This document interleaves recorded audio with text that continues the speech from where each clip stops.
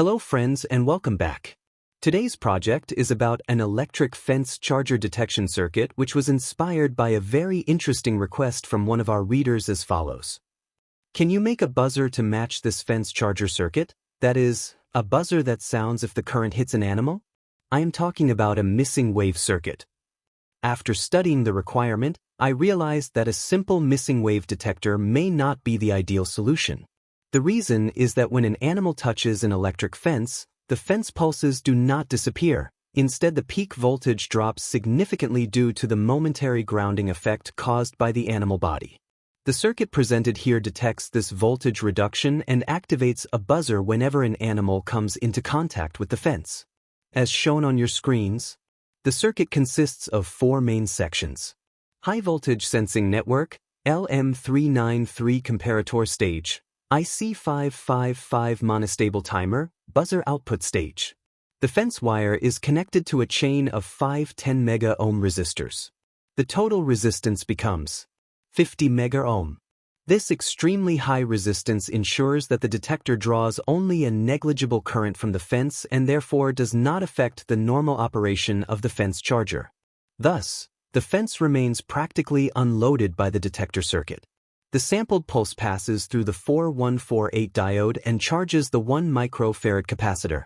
The diode rectifies the incoming fence pulse and it prevents the capacitor from discharging back into the fence line between pulses. As a result, the capacitor stores a DC voltage proportional to the peak fence pulse amplitude. A 9-volt Zener diode is connected directly across the 1 microfarad capacitor.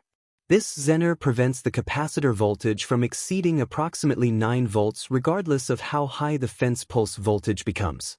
The Zener therefore improves both reliability and long-term stability of the detector. The LM393 acts as a voltage comparator. The voltage stored on the 1 microfarad capacitor is applied to the non-inverting input, pin 3. A variable reference voltage is applied to the inverting input, pin 2, through the 10K preset. The preset allows the user to select the minimum acceptable fence pulse level. When the fence is operating normally and no animal is touching the wire, then fence pulse voltage is high. The capacitor charges to a relatively high voltage. Pin 3 voltage remains higher than pin the LM393 output transistor remains switched off.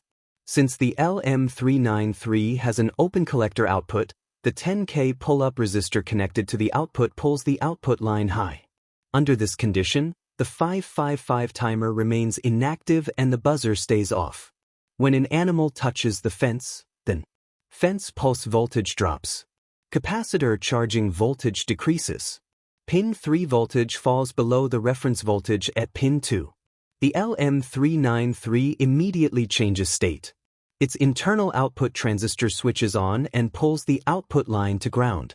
This negative going transition is used to trigger the 555 timer.